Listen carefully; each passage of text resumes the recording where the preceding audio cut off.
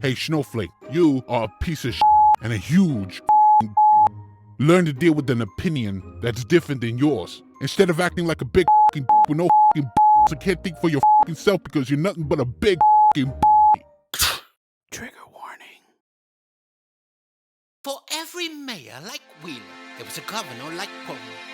When you finally figure out the truth, just like that, your city is on fire. They only care about themselves, only them and no one else. Defund the police, cities given to the thieves. Only way to play this is to blame Donald Trump. To get away scot-free is to blame Mr. Trump. Of course they're corrupted, but playing President Trump, many will follow their lead.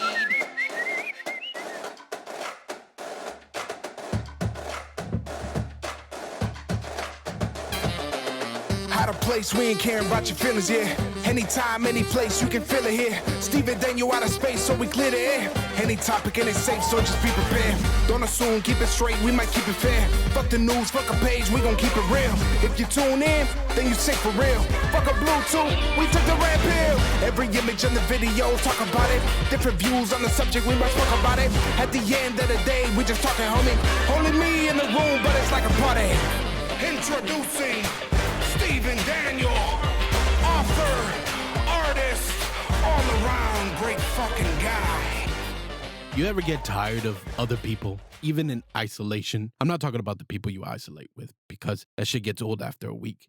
But the people you encounter when leaving the house for a break from the people you're isolating with. Between people making masks a political thing to people fighting each other over toilet paper, the past 6 months have been shit.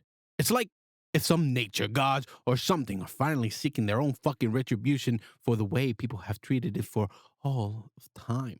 It's like Godzilla has emerged from the depths while Rodin is flying through the skies. They are both here to kill mankind for all the shit we've been pulling. And people have the audacity to say that the COVID-19 is a hoax. I bet when Rodin was flying through the sky and Godzilla was stomping through Tokyo, some jackasses were saying that they were hoaxes too. Run! Run! No, What do you mean no? it's not a hoax. Do you not see what's going on? Fake news, fake news, fake news, fake news, fake news. Jackasses.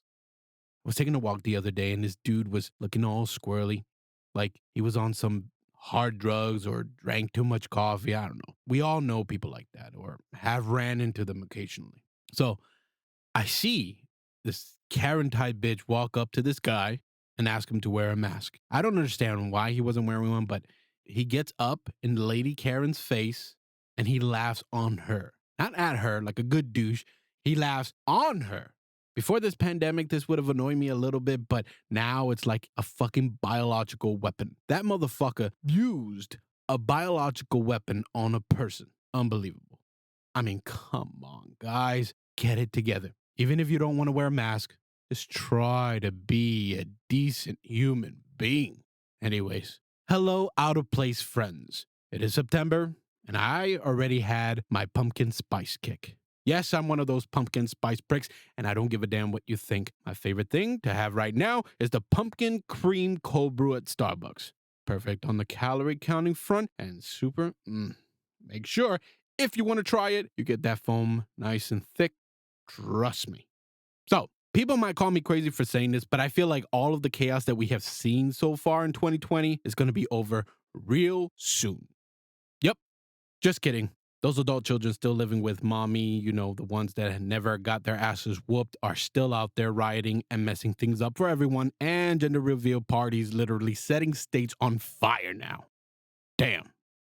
Watch when Trump wins. It's going to be even crazier. What if Biden wins? Trump supporters are gonna go crazy too. Partially right. But this is what I think will happen if Biden wins. Trump supporters are going to protest peacefully, but with guns.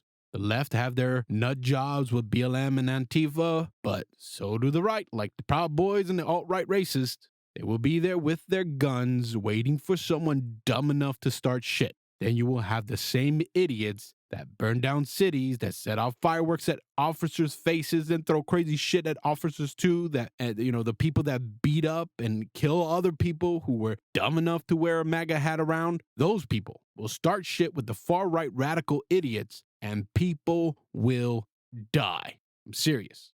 Prepare, ladies, gentlemen, mindless robots, or whatever you want to call yourself, for some super crazy shit. And it will go on until February. Watch. Just be as safe as you can be. And I hate to have to say this because it goes against freedom and freedom of speech and all that shit. But whatever your political beliefs are right now, be neutral. Don't let anyone know your political views for now. It is the only thing that will keep you safe. It's sad, but it's true. Please keep safe. And I really hope that I'm wrong. With all that said, I'm not going to let anyone mess with my favorite time of the year. My favorite months are October for Halloween, November for Gobble Gobble Let's Get Chubby Day, December because, of course, Christmas, and January because it's always a great time to start things fresh, and when I get to treat myself to a badass, yummy, expensive ribeye steak for my birthday. What? I can't eat like that all the time. I'm not the YOLO type that can just throw money away like that for what? For food? Fuck that. Nope. Can't do it. Wish I could. Anyways, I'm not letting the Andy Tifas, the election, the Karens, the SJWs, the BLM organization, the feminazis, the climate alarmists, and all the spineless professors ruin the rest of 2020 for me. No fucking way. And you should not let them ruin it for you too. The governors and the mayors are already canceling Halloween in your town. Don't let them ruin it. Get together as a community and do what's best for you guys. Trick or treat with the social distancing guidelines, because if you can be a fat fuck and go to Walmart and buy chips and dip, people can take their damn kids trick or treating. Or do something like when you drive around looking at Christmas lights, maybe have families dress up and stay in their lawns and have a community drive-by to see Halloween decorations and costumes. Something for the kids. Get together and get creative. Wherever you live, whether you live in the burbs or the city or in apartment buildings, figure out something fun for your community. Fuck the uptight local politicians that have ruined 2020 for you. Have some fun and make sure you make someone smile. And speaking of Halloween, next month's episode will be different. It will be uploaded on Halloween. I have something fun planned for you lovely listeners. Already casted many voiceover artists for a fun horror story. Super excited for that. The Thanksgiving and Christmas episodes will be the same thing. The Thanksgiving special will be on Thanksgiving. The Christmas special, you guessed it, will be uploaded on New Year's Eve. Just kidding. On Christmas Day, those 3 episodes will have skits, music, and a whole lot of fun. I will continue being an asshole and out of place in January. So let's get this episode started. Today's touchy topic is going to be about politics. Yes, politics. Earlier this year, I had planned to talk about politics in October, just before the election, but I ain't letting something that sensitive ruin Halloween for me, so I'm talking about it this month. For the fun topic, just like I did with Disney and Six Flags, I am going to talk about my ideas for Universal Studios. There are 2 new segments I'm excited to debut, and Britt has something new for you too. Let's get started. Time to get touchy. Get ready to be triggered. Sensitive topics. Oh, look, they're about to cry. All consent, so we'll see. Nobody likes a snowflake. What is Steven's problem today? Now, before I start talking about politics, I need you all to do something for me, no matter who you support, no matter who you are going to vote for. Just for now, let's pretend you're not affiliated with any party. You're not a Democrat. You're not a Republican. You're not an independent. You're not on the fence. Nothing. Listen, no one will know.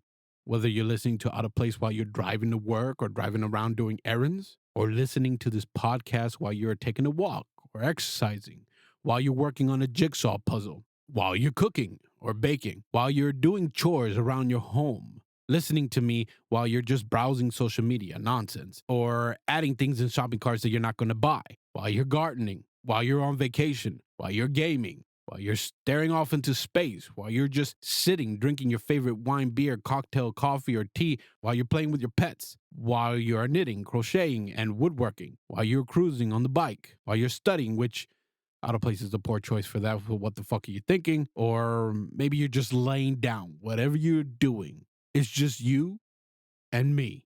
Nobody has to know what you really think. There is nobody around to impress. There is nobody around to fear. Just you and me. I won't tell anybody because this is pre-recorded and I have no idea who's going to listen to this. You ready?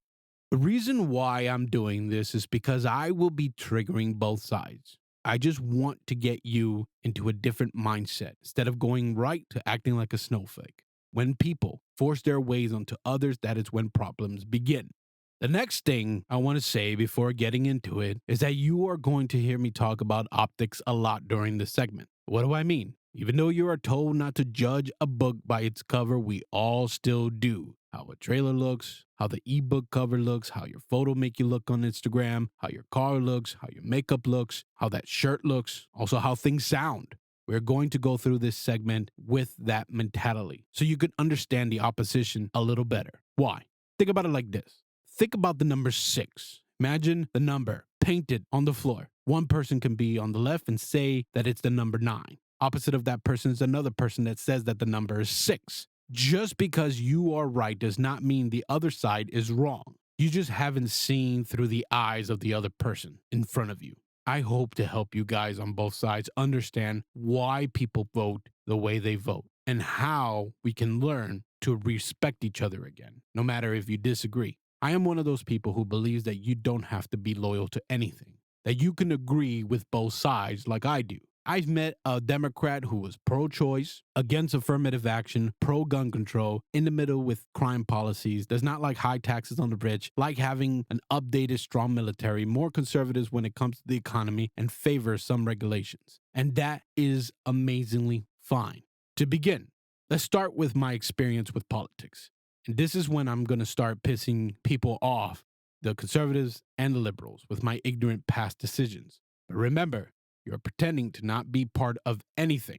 So I just need you to chill the hell out. I was born in 1986 when Ronald Reagan was president. Was 3 years old when Bush Sr. was president. Was 7 years old when Bill Clinton was president. And was 15 years old when he left office. Now, at that time, I'm older, and I was able to understand what the grown-ups were saying about politics. What was the popular thing I heard through music, TV shows, and movies? The thing that went around and that stuck with me was that Bill Clinton was a pimp. Anyone who impersonated him was like, yeah, I'm cool. I can't even do that, right? But I thought he was cool for getting in trouble because of his affair. It was what my friends were saying, what I heard on 99 Jams, what I heard on Power 96, and what I saw in cartoons and shows like SNL. I didn't care what he did. Still gave no fucks about politics. And if I could have voted for him then, I would have. Then it was GW. And all I heard everywhere was how dumb this guy was. Making up words, squinting all the time, everywhere. People were saying he was so stupid, racist, dumb, all that bullshit. It's kind of funny because I only remember him really as Will Ferrell and Frank Caliendo. I know what the real fucker looks like, but when I think of President GW, I think of those two actors. So fast forward to 2004, and I'm now 18, able to vote for the first time. I was super excited to vote, but I still didn't care and gave zero fucks about politics. My parents never really was political. At least I don't remember any conversation involving politics. So when I was at the voting booth, I voted for GW because of how many people talked about him. They kept calling him dumb, so I thought, hey, since I was always going against the mob during my teenage years and still doing it today, I thought it would be funny to vote for the dummy. So fast forward to 2008, the year I got married and the start of our military life and away from living with our parents. Still didn't care about politics, but it was time to vote. I voted for Barack Obama because I thought it would be great to have a black president in my lifetime. That's it. I didn't care about anything else. I said fuck politics and moved on. Fast forward to 2012.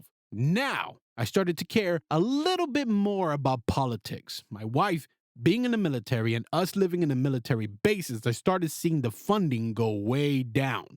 I looked for answers as to why there was limited funding for the bases and why does my wife have to sleep in barracks and work in buildings with extreme mold issues. Why was her raises getting smaller and smaller every year? That is when I learned that the Democrats do not like the military. That is when I learned that the Obama administration had cut so much funding for the military that we had to deal with mold issues, shitty raises, and horrible medical for active duty members. For me and my son, it was great. Family members in the military get great medical because we can go anywhere that accepts TRICARE. But for active duty members and veterans, it is beyond, way beyond shit. And it still is. You would be so very horrified to see what is going on. If you weren't in the military seeing it up close, you wouldn't know. I didn't vote that year. I didn't follow politics. I still didn't care. So I said I wasn't voting at all. Now fast forward to 2015. Now moving to our new station in Alameda, California from Baltimore, Maryland. My father-in-law joined us as we drove cross-country from Miami, Florida. Halfway there, we started talking about politics, and I was shocked and disappointed in myself. Here is a man, my father-in-law, who was born and raised in South Africa, who knew more about the United States government than me, a fucking American. I was so embarrassed. I told myself that I'm going to start fresh and do my own research. I am going to write down everything I want for my country, what I want the country to be, and things that I want to see changed. Remember, I never cared about politics before 2015, and my immediate family didn't talk politics, so I didn't know shit and was not on anybody's side. First thing I wrote down was, I want to be able to say I love America.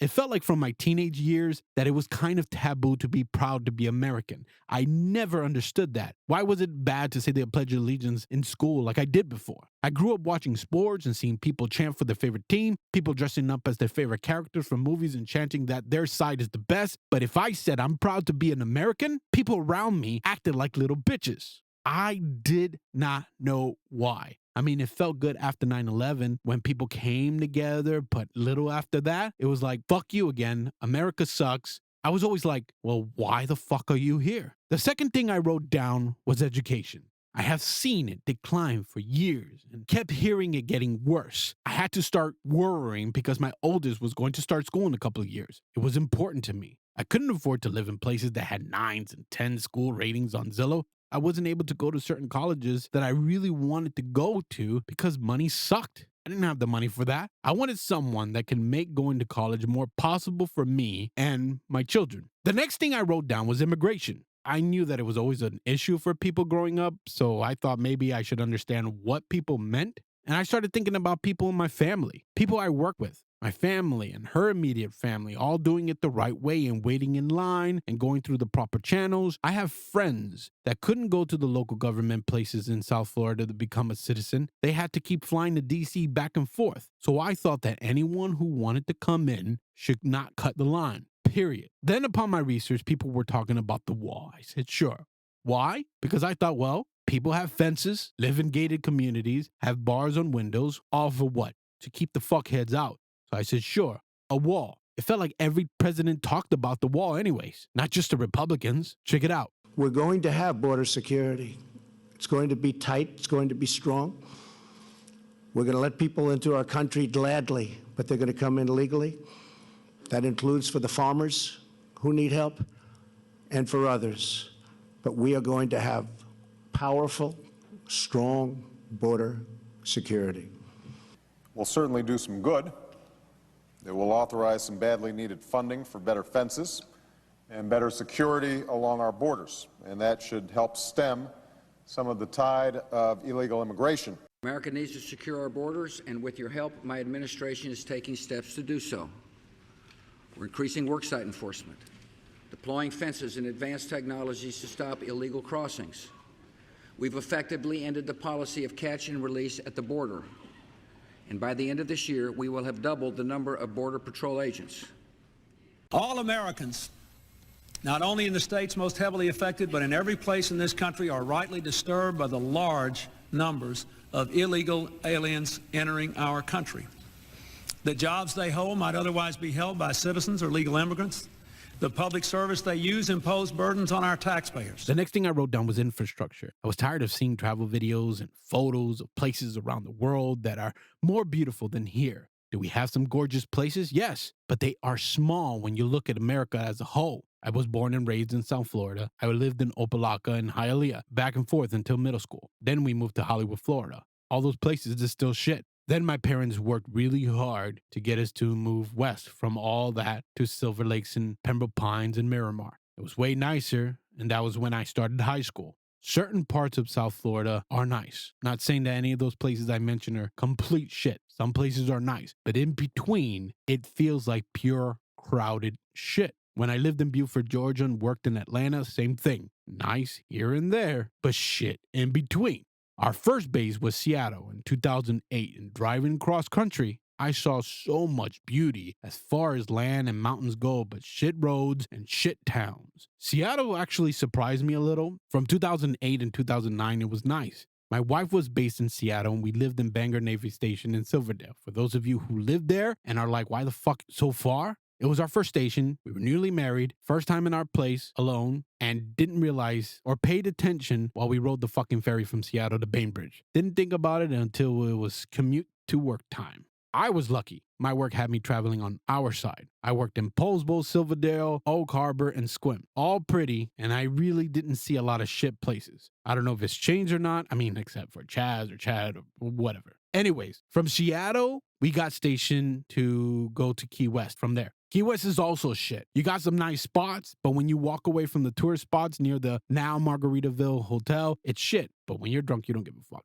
That's the truth. Baltimore was our next station, and damn, Maryland and D.C. is mostly pure shit. You have nice corners in the cities like the Inner Harbor in Baltimore, where we went for the aquarium, to see Disney on Ice, and to eat at the Hard Rock Cafe and walk around a little bit. That's all we did there. Everywhere else was shit. You just have to find a perfect corner here and there to feel comfortable for shopping and eating, like getting a bagel and coffee at Bagels and Grinds off the 295 on the Arundel Mills Boulevard. Then we went cross country again to California. This time we were at the bottom of the state. Before we headed to the Bay Area, we wanted to take the boys to Disney California Adventure to see Lightning McQueen. On the way, mostly shit. The only nice place we stayed at along the way was on the river in San Antonio. We figured why the fuck not, since we were passing through, and it was really nice. But the next day and on, mostly shit roads and shit cities with nice spots here and there. Beautiful land. Being the driver, you see a lot of beautiful landscapes. You will appreciate the country a lot more when you get out of your fucking bubble and actually experience the United States. When we got to Disney, we couldn't believe that just outside of the Disney property, it's kind of shit. When you have been to Orlando Disney as often as I did, you would understand it too. Bay Area was shit with many nice spots here and there. My favorite place we hung out all the time was Dublin and Livermore, which was 40 minutes from us. 30 to 40 minutes from us without traffic. Everywhere else was shit with some kind of okay places like Concord and Walnut Creek. Now we live in Irvine, some shit-looking areas, but it has more nice spots than others. It's not as glamorous as many make it out to be, but it's still way better than most cities out there. My favorite area near us, where we do most of our shopping, is Foothill Ranch. The point that I was making that took me so long to make, sorry about that, was that there are way too many shit places in the United States, and it shouldn't be like that. The next thing I wrote down that was important to me was jobs. I did not agree with how the Obama administration destroyed factory towns. I knew people who experienced it firsthand, and I have seen it with my own eyes too. Towns abandoned and destroyed because of outsourcing overseas. I remember the Obama speeches about new energy, this and that, and it sounded amazing. I mean, some of his speeches gave me goosebumps. But I didn't know how they were going to go about it. I didn't know that they were not going to prep cities or transition them properly. In just a blink of an eye, it was all gone for these people. Economies destroyed, families destroyed. The only people that seemed to benefit were mostly overseas. When you see how it affects people you care about firsthand, you would have felt mad and furious too. But when you're far away from it and don't care, it all just sounds like noise, especially when the media downplayed it.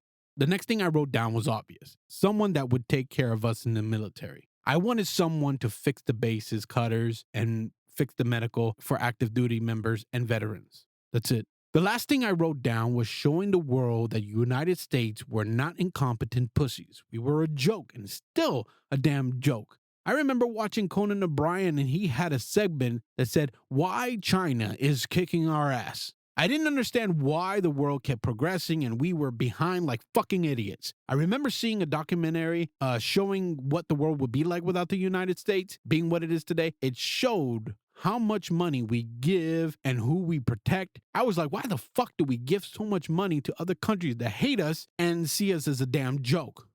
That was my list of what was important to me.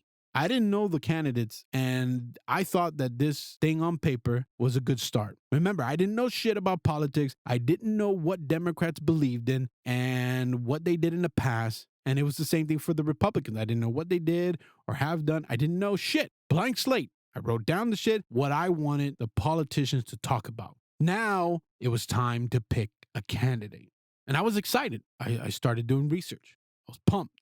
Just a quick glance at first, I saw Hillary. And I was like, hey, it would be cool to see a woman as president in my lifetime. She was the first lady, and I knew she worked for Obama, but didn't know what the fuck she did. I thought, hey, she got experience. So I put her at the top of the list before seeing what any other politician believed in. It was just a quick observation. Again, I did not know shit.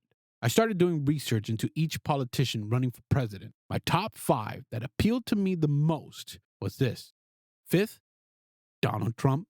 4th, Ben Carson. 3rd, Bernie Sanders. 2nd, Hillary Clinton. 1st, Jill Stein. In that order. I know. Some of you are like, what the fuck? Your list is fucking crazy. Remember, I wasn't loyal to anyone. Now that I had my top 5, it was time to start researching even more. I really started to get pissed off. This is when I learned how corrupt the Republican Party and the Democrat Party is. I asked myself during the debate why the fuck Jill Stein and the other independent candidates were not able to debate. They were on the fucking presidential ballot, but they couldn't debate? I was like, what the fuck is all that about? I learned that unless we change the system, independent candidates will never get elected.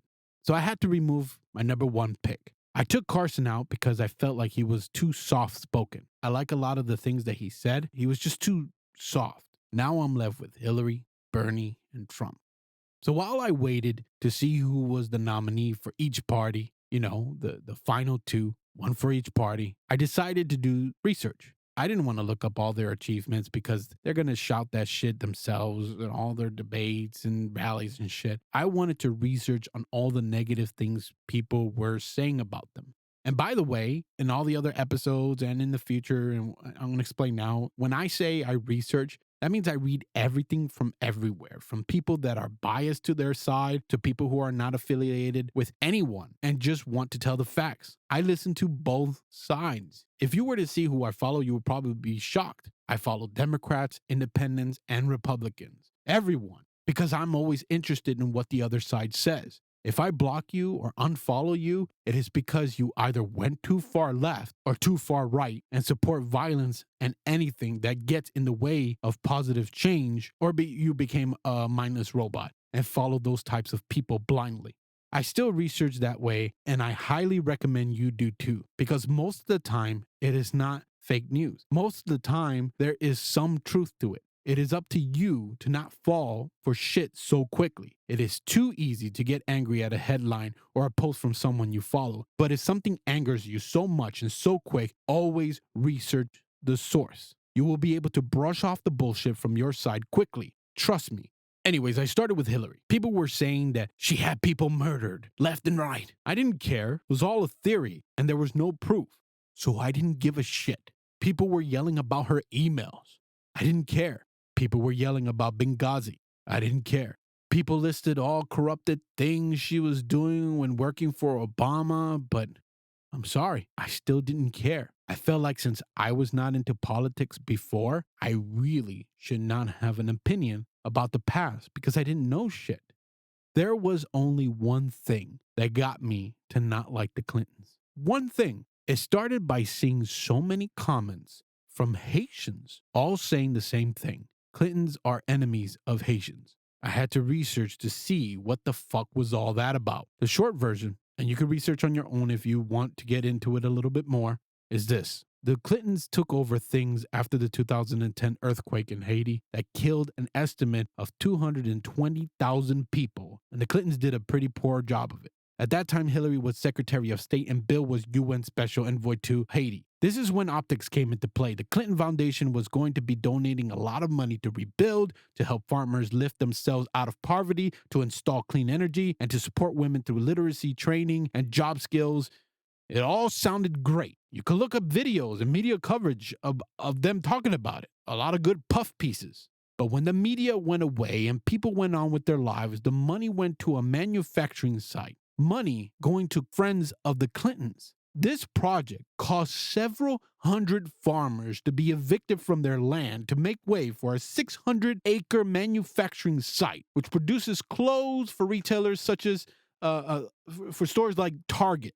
The Clintons did not keep their promise, and that didn't sit right with me. It didn't.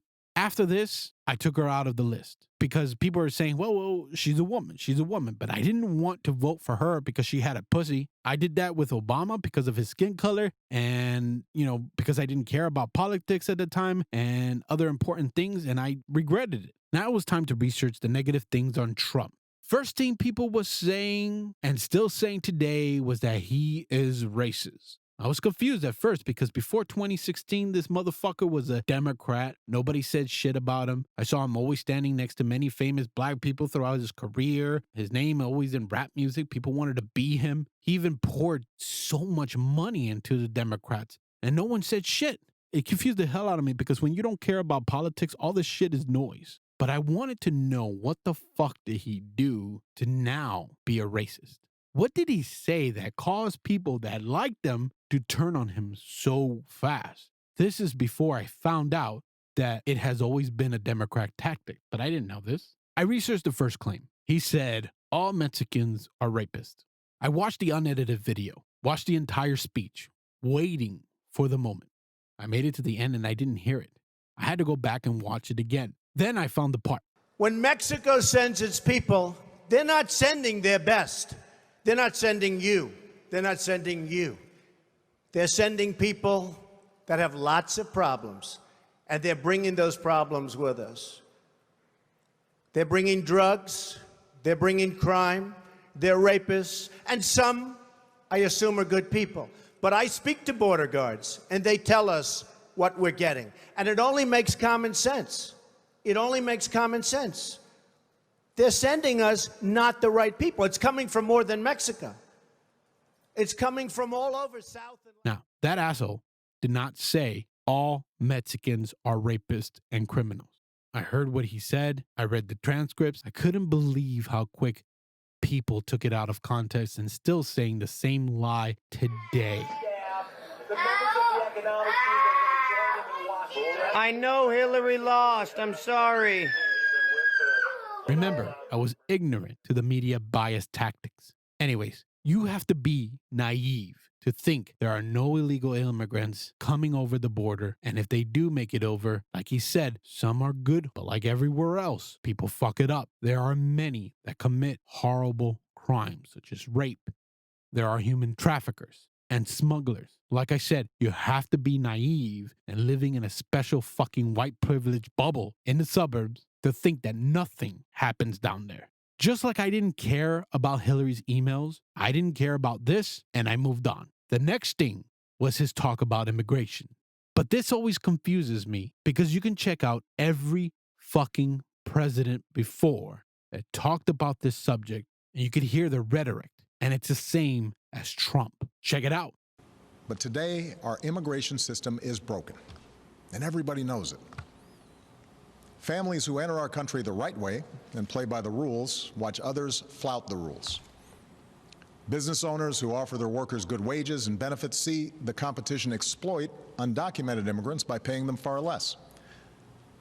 All of us take offense to anyone who reaps the rewards of living in America without taking on the responsibilities of living in America. And undocumented immigrants who desperately want to embrace those responsibilities see little option but to remain in the shadows or risk their families being torn apart. Even as we are a nation of immigrants, we're also a nation of laws. Undocumented workers broke our immigration laws, and I believe that they must be held accountable, especially those who may be dangerous. That's why over the past 6 years, deportations of criminals are up 80%. And that's why we're going to keep focusing enforcement resources on actual threats to our security. Felons, not families. Criminals, not children. Gang members. Yet we also need to acknowledge that we will never fully secure our border until we create a lawful way for foreign workers to come here and support our economy. That's why our administration has moved aggressively to secure our borders more by hiring a record number of new border guards, by deporting twice as many criminal aliens as ever before, by cracking down on illegal hiring, by barring welfare benefits to illegal aliens. In the budget I will present to you, we will try to do more to speed the deportation of illegal aliens who are arrested for crimes, to better identify illegal aliens in the workplace as recommended by the commission headed by former Congresswoman Barbara Jordan. We are a nation of immigrants, but we are also a nation of laws. It is wrong and ultimately self-defeating for a nation of immigrants to permit the kind of abuse of our immigration laws we have seen in recent years, and we must do more to stop it. Most of us want the U.S. to gain control of the border, no matter what side you're on. So I didn't care about that one. I move on to the next thing on the list. Trump hates women. In my research, I found out that he had placed so many women in top positions throughout his businesses when it was not popular to do so. So I was able to ignore that. Then I saw all the comments he made to women, calling them names and shit. And I got kind of pissed off, but not at him, at everyone else. A woman can call him all kinds of names, and those same women who want to be treated as an equal, they forgot that he's a fucking asshole. So when he says something back, all of a sudden it's like, oh, no, you can't do that to women. You can't say that. See, he hates women. Fucking hypocritical, full of shit feminazis. If a woman calls me an asshole out of anger and ignorance, I am going to call her a fucking cunt. I am. Then it was that audio clip of him admitting he grabs pussies. Okay, now I can say that this is the bad thing. And throughout 2016, a lot of people don't remember this. I mean, I remember it. There were so many celebrities out there, so many people with big money. Even fucking Larry Flynt was offering so much money, not to charity, not to anything that should be important. No, they wanted to award people so much money if they found anything on Trump. All these people, this is what if you use common sense, okay? And you see all the shit everywhere that they complain about this and that and blah, blah, blah, right? This is the best that they can do. The best. So right now, the only really thing that he's done is say stupid shit on Twitter. That's it. That's all they can go with. So throughout 2016, he was still saying stupid shit off the cuff in his rally, saying it not the political way. He's not saying it the presidential way. Same thing with tweeting. He was talking like all you motherfuckers. He did. That's how I saw him. How you text, how you tweet and post shit on social media. That's how this motherfucker talked. Just like you. I understood a lot of what he was saying, but sometimes I'm like, motherfucker, you couldn't say it better. But this is what pisses me off today. I don't understand that when Biden or anybody else, just slips up, say something and didn't mean it that way, it just sounded bad. The left is always quick to forgive. But Trump says a little thing. They want to hang Trump. They want to say the most horrible things about him, and every other conservative, no matter what show you want, no matter what it is, you're going to get fired. And it sucks. And that's how 2016 was. So anyways, back to researching. Now it was time to research Bernie. I liked him. He was a lot like Trump, fighting the establishment. Like Trump, he was not bought and paid for by big money interests. And the only negative things I could find was him kissing ass. That's it. Not as bad as all the shit Hillary was accused of doing. The only thing that turned me off a little bit about Bernie was when he condoned and justified violence from anti-Trump protesters. This is what he said. What our supporters are doing is responding to a candidate who has, in fact, in many ways encouraged violence. So now I had Bernie versus Trump in my mind. I like Trump not holding back and changing the way people play politics. And I liked how Bernie Sanders' campaign was taking on the billionaire class and wanted to reduce inequality as far as money goes. And I also liked his college plan. I know people were saying, oh, well, who's going to pay for that? Oh, who's going to pay for them? I'm like, to be honest, I was like, I don't give a fuck. That was the fucking truth. I'm like, I didn't give a fuck. I could get my fucking things paid and I could probably go back to college because now I can afford it. It was selfish. Who gives a shit?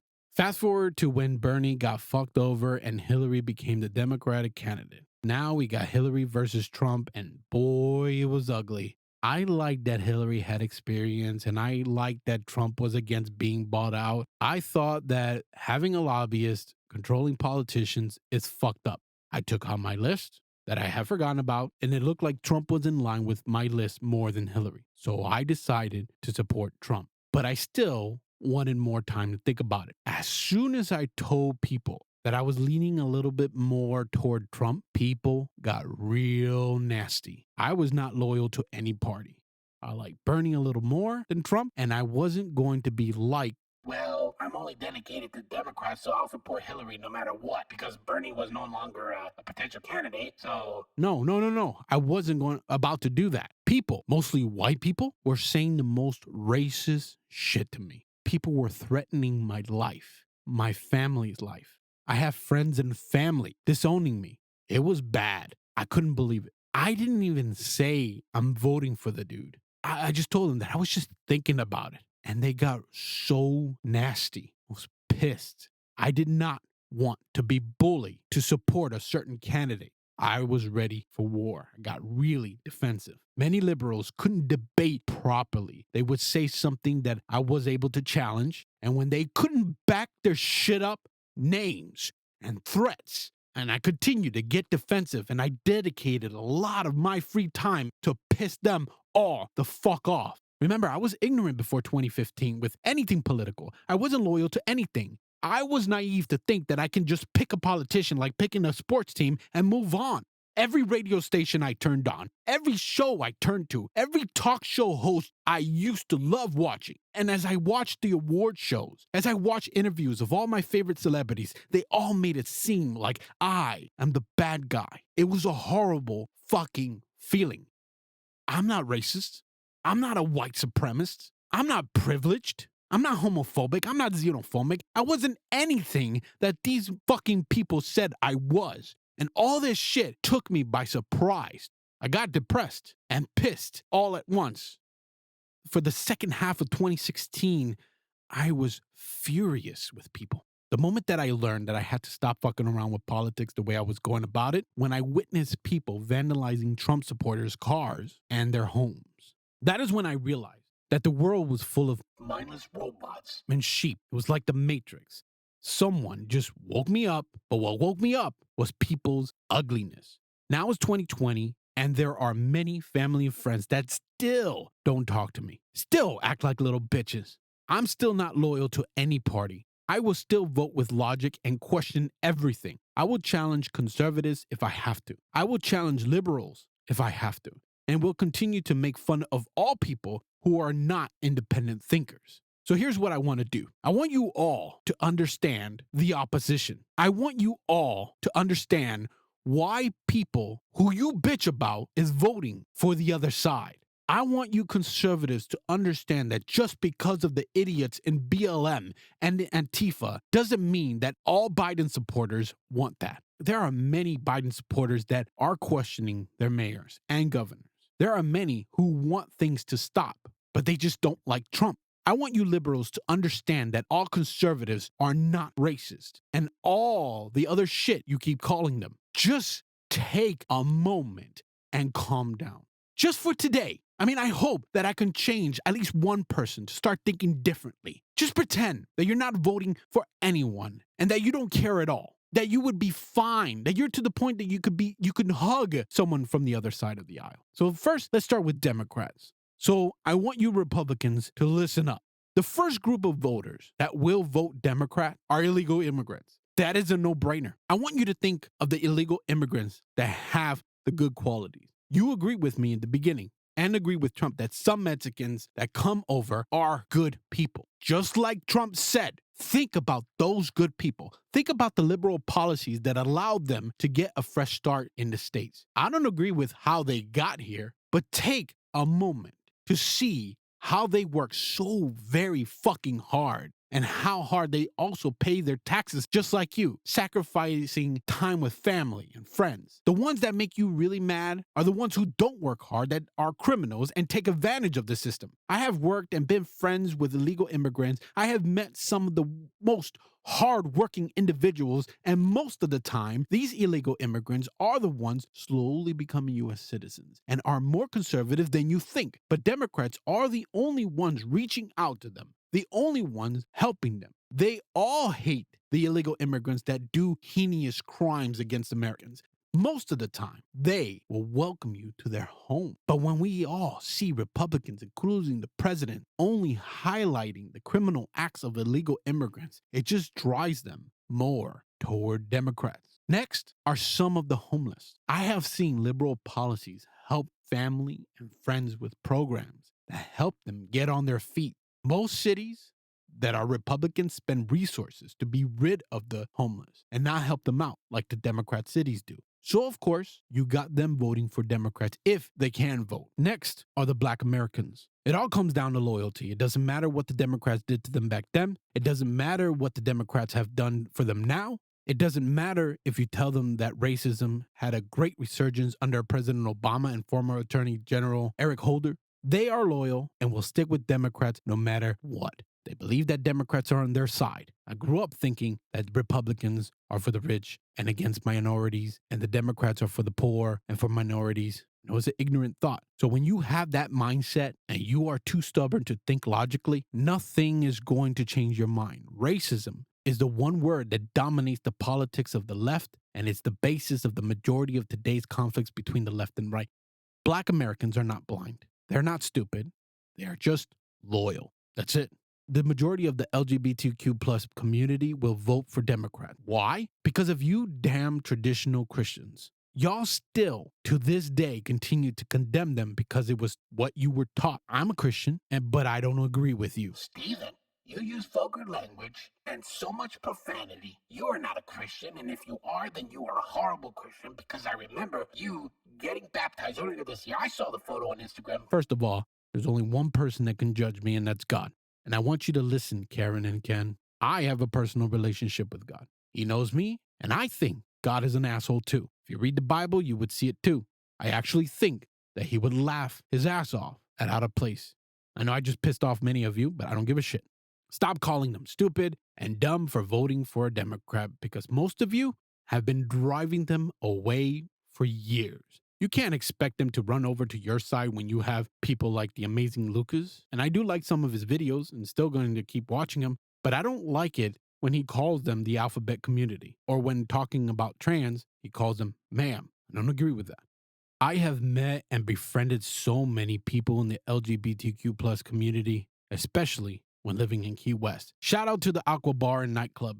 When everything goes back to normal and you find yourself in Key West, watch and experience their nightly show. Fucking amazing. Been there a few times and I love it. Always had a good time. Anyways, every group has their loud, outspoken crazies who are too radical and can't see reason. The LGBTQ plus community is no different. But I have met ones that are so genuine and so kind-hearted. You turn them away when you conservatives continue bashing them and rejecting them. And when you say, I don't care with their lifestyle, but I like my gay coworker, saying that is just as bad. Their lifestyle is the same as yours, you idiot. They want to love, work to buy stupid shit, and want to live life to the fullest just like you do. The pro-choice people are always going to vote Democrat. I have a lot to say about abortion. I will leave that to a different episode. Conservatives are so quick to bash the pro-choicers and call them murderers. And guess what happens when the conservatives attack them verbally the way they do? The pro-choice people get defensive. And guess what? They vote Democrat. And I know that there's other groups that vote only Democrats, but I can't think of anyone else right now. So conservatives, these are the groups that Republicans drove away and still continue to do so. They are not all Antifa. They are not all BLM. They are not all feminazis. They are not all SJWs. They are all not racists. They are all not like the elite celebrities. These are hardworking people who have certain beliefs that you are more than likely completely against, and you can't fault them when they say, I'm voting for a Democrat. Now, liberals, you have to think the same way. You have to flip it. Before I go into it, I want you to know and understand that it is all about optics right now. When you hear about the silent majority right now, When you see people who will vote for Trump, when you see Democrats this year voting Republicans, it is because of what they have seen and experienced in 2020. And it's mostly going to be based on fear. Think about this. When it comes to optics, you won't eat something if it looks shitty. You won't watch a show or a movie if it looks dumb. You won't wear certain things because of the way it will make you look. Like I said before, we all make decisions based on the way it looks and sounds. It's just the way it is. We want to believe everything is great, but we are all living in this world with a short amount of time and don't have time to experience it all. So we have to base most things on optics. I am going to talk about things people have seen in 2020, things that radical liberals have done. Liberals, keep all that in mind when you question why more people don't support your side. This is why. Just for today, pretend you are not a liberal or anything. Just please look at the world from a different perspective. This is what we all see, and I need you to use common sense and logic and put your emotions to the side. It doesn't matter where you are from and what you look like. This is what the world's seen. We all have seen Democrat mayors and governors blame Trump for their incompetence. They thought that they can play politics with the shutdown and support violent protesters, thinking it would not last long. And now they are having a really hard time keeping things calm. If you are far away from the chaos, it is easy to say that things are not as bad. But think about the people that are not part of the mob and having to live through this bullshit. Imagine all the places you love shopping at, places where you work and live. And imagine if this stuff happens right there where you live. Listen to people who work and live in those burnt down cities. They don't care about politics. They care about their livelihood. Atlanta, Baltimore, Boston, Chicago, Cleveland, Columbus, Dallas, Denver, Detroit, DC, Houston, Indianapolis, Los Angeles, Louisville, Memphis, Minneapolis, Nashville, New York City, Philadelphia, Phoenix, Portland, Rochester, St. Louis, Sacramento, San Francisco, Seattle. Who was in charge? Who was making all these dumb decisions to let things go as far as they did? We all see this, and we get more frustrated with the Democrats, even people from your side. When we all see radical liberal demonstrators set fires to a copy of the Bible, then throwing the United States flag on top of it, conservatives turns away. When we see countless liberals violently attacking Republicans and people who are just supporting the flag, when we all see Jacob's name on the football helmets because they don't care about the victims of sexual assault. When we see people oppose pedophilia and don't support shows like Cuties, but liberals call people who find stuff like that inappropriate white-wingers? What? When we all saw Democrats fighting Trump on containing the virus and went against him closing the borders, but then acted like he never did anything? Nobody fucking remembers Pelosi walking around Chinatown trying to downplay the virus? People forgot about that shit? When we all saw LeBron James claim to be an advocate for social justice and human rights, but his Nike sneakers are made in China by slave laborers who work inside sweatshops. When we all see people pointing to the crime bill as an example of systemic racism for decades, but the Democrats nominated the guy who wrote and sponsored the bill and someone by his side who enforced it. When we all see teachers' unions pledge support to disband the police. When we all saw CNN standing in front of the camera saying it is mostly peaceful protests while a building is on fire behind them. When we all have seen governors shut down a multi-trillion-dollar economy for a really low death rate because of politics. When we all saw Nicole Jones say destroying property which can be replaced is not violence. When we all saw Kamala Harris visiting a man who has been accused of sexual assault, and we all heard that she said that she was proud of him and how he is working through this pain. When we all see people getting arrested for opening businesses, but not for looting one. And if the looters and rioters do get arrested, you got liberal judges letting them go and elite celebrities bailing them out. When we all saw photos of an Epstein victim massaging Bill Clinton, but he was still able to speak at the convention as an honored guest. When we all see only accusers that point fingers at a Republican that are to be believed, but not believe them when they point fingers at a Democrat. When we all saw Donna Hilton, a convicted rapist, torturer, murderer, and kidnapper, speak at the DNC as an what? An impactful community leader. When we all saw a BLM leader say that he was not going to call for peace, that mayhem is the consequence, and we all earned it. When we have seen violent protesters injure thousands of police officers, kill numerous people, and do billions of dollars in damage.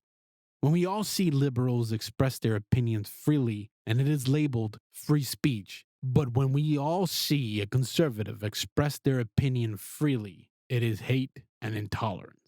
When we have seen people getting fired left and right all over the U.S. for being a conservative. When we all have seen mayors like Lightfoot defending bans on protesters on her block because, as she says, I have the right to make sure that my home is secure. But no one else in Chicago does?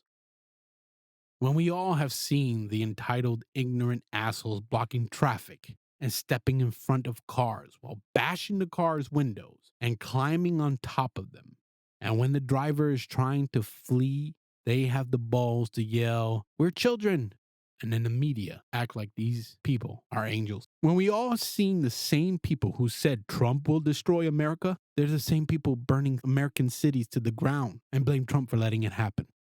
When we all see conservatives' voices being blocked and buried on social media, all this stuff that is happening are from the radical left idiots who keep ruining the Democrats' message. The Democrats could have fixed the narrative so long ago, they just had to condemn it. That's it. And probably would have had a chance to beat Trump. But the more time the Democrats let this happen, and the more they blame Trump for it, the more people will turn the other way. History has shown that every time there was something like this, riots and shit, more people voted Republican. And it sucks for people who are Democrats, who don't condone all this violence and shit. I remember seeing a video. There was a young woman who was yelling at this old black guy. She was yelling that he was a traitor, an Uncle Tom, for voting for Trump. He looked at them and said, "I'm not voting for him. I'm voting for the police, law and order. I'm voting for the military and the veterans who fought and died for our country. I'm voting for the flag. I'm voting for the right to speak my opinion and not be killed, hurt, or censored." I think Democrats have great ideas. When something finally goes through, there is no one hired, no group of people to make sure things go smoothly. Then you got corrupt people taking charge, and you don't see any changes, and you don't see any of the money. You know, in my lifetime, I would love to hear a politician willing to work with the opposition to figure out how to handle important stuff. Take the police as an example. What if they worked together and decided that the police academy, let's say, now should be a 4-year program? It would be great, because it's not fair that someone who wants to be a lawyer has to go through 8 years of school to understand the law enough to practice it, but it takes around 6 months, 7 months to learn it enough to enforce it? That's fucked up shit. Anyways, the United States has become a place where entertainers and professional athletes are important. Like, we need them. I have always needed a doctor to help me stay healthy. I have always needed an unbiased teacher to challenge me and teach me new and exciting things. I have needed a mechanic to fix any problems with my car. I have needed an electrician to fix things so I don't kill myself doing it. I have needed a barber to cut my hair so I can look good for my wife. I have needed family and friends so I don't feel lonely. But I have never, ever needed, not fucking once, a pro athlete, a talk show host, a news anchor, a Hollywood celebrity for any fucking thing. Listen, as soon as we come into this world after your mom and dad fucked and had you, we are all taught to hate, kill, lie, and cheat. No one is born hating. When you are little, you don't care about skin color. You don't care about religion. You don't care about politics. Nelson Mandela said it perfectly. If you can learn to hate, then you can be taught to love. For love comes more naturally to the human heart than its opposite. We all should strive for things that better us, no matter what side you're on. We all should seek to liberate, seek to unite, seek to end racism for good, seek for a better education, seek foreign policies that protect us, seek to protect each other, seek to empower each other, seek to welcome opposing ideas, to encourage individuality, to be able to have peaceful debates, to loudly promote hope, to be an independent thinker, to want to collaborate with the opposition, to want to seek the truth with facts and not opinion. We all should strive to make each other laugh and help each other grow strong, to respect each other's rights. If we could all look into each other's hearts, if we could understand the unique challenges each of us face, I truly, truly think that we would treat each other so much better. We would treat each other with more care, more love, more tolerance, and we would have a lot more patience. We all just want to be happy, not pissed off, not hurt, not stressed, not confused, just fucking happy. You cannot change the world by arguing in somebody's comments or using violence or loot or riot. We have come to live in a society that's based on lies and on things that are just not true. And it creates an environment where these fucked up people have power. We are all scared, but forcing change the way we all have seen lately, it's not the way to go. I remember seeing Chris Rock. He brought the problem to light perfectly. Here's the thing. I know it's hard being a cop. I know it's hard. I know that shit's dangerous. I know it is, okay? But some jobs can't have bad apples, okay? Some jobs, everybody gotta be good. Like pilots. You know? American Airlines can't be like, most of our pilots like to land. We just got a few bad apples that like to crash in the mountains. Please bear with us. Chris Rock is so fucking right. Nailed it. No riots, no nothing. He just said the right thing. Get people to be like, oh yeah, that's a good point. I said that in the last episode. It would be better if you could just come up with something in your argument that makes people say, you got a point. The problems of the United States were not created by one man in 4 years. We all have ignored that both parties have been failing us for decades. I told you this before, but in 2020, I have learned how much the president have control on cities. I always thought that the president can change anything. I know that's an ignorant thought, but I did find out this year that voting local is actually, in my opinion, more important. After a month, Trump wanted to open up, but he left it to the local government in your state and your city. So all these places still closed and shit are all local. If you are into voting, make sure you vote local. Don't ignore it. You always see the signs in your neighborhoods. Don't ignore it. It is important that you know who is making decisions in your own town. Listen, I don't support any fucking hate group. Skin color doesn't mean shit. You are either a good person or a piece of scummy shit. I will not apologize for supporting good cops. I will not apologize for loving everybody on either side of the aisle. I will not bend a knee for no one except God. I will never be brainwashed by the media and celebrities again like I did in the past. I will never apologize for being an American. Let the gays get married. Let the fucking rednecks have their guns. Let the atheists be atheists. Let the Christians be Christians. It's all about freedom, right? And what the fuck does that mean? It means that anyone, law-abiding citizens, can live life however you want without having to worry that someone is going to bash your face in or even kill you. As long as you're a good person and you obey the law, you have the freedom to do whatever you want as long as you are your genuine self. You can get baked, pig the fuck out, be happy as a furry, just be yourself, but let others, even the people you disagree with, be themselves too. It is only when people force their ways onto others that problems begin. And so many of you need to learn that. If someone is saying something that you don't like and you disagree with their beliefs, learn to disagree with them respectfully. Just listen. It's super easy to do. Here's what you do. You always focus on the facts, not opinions. Be willing to recognize the good in the opposition. Don't get personal. And if you feel like you can't get anywhere with someone being a cunt and not being respectful to you, learn to move on, block them, and unfollow them. You will never see their shit again. It's magic. It's not worth the stress and aggravation. Take it from someone who was trolling people like crazy in 2016 because people were cunt to me. There's no excuse. Before I end this segment, here's a quick thing about voting in person in November.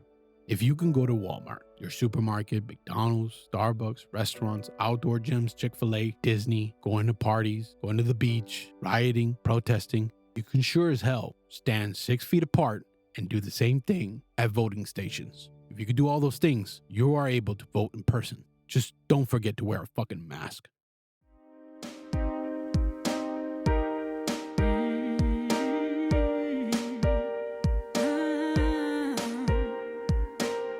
Just when you wanna give up, that's when you gotta be tough. You know it's gotten too rough when you're grasping for love. Your body's up on the wall, you're going home, that's your call. I don't want you to fall when you're grasping for love. Breathe in, breathe out, breathe in, breathe out. I'll take it deeper, I'll take it deeper. Just take my hand, I'll show you where you lost and found, where you lost and found. I got what you need, boy. I got what you need, boy. I got what you need, boy. Come follow me. I got what you need, boy. I got what you need, boy. I got what you need, boy. Come follow me. I got what you need, boy. Keep you on your toes, boy. Waiting for that rose, boy. Oh, boy. Your body's up on the wall. You're going home, that's your call. I don't want you to fall when you're grasping for love. Breathe in, breathe out, breathe in, breathe out. I'll take it deeper, I'll take it deeper. Just take my hand, I'll show you where you lost and found, where you lost and found. I got what you need, boy. I got what you need, boy. I got what you need, boy. Come follow me. I got what you need, boy. I got what you need, boy. I got what you need, boy. Come follow me. All eyes on us, all eyes on us, all eyes on us. Oh, all eyes on us, all eyes on us, all eyes on us. Breathe in, breathe out, breathe in, breathe out. I'll take it deeper, I'll take it deeper.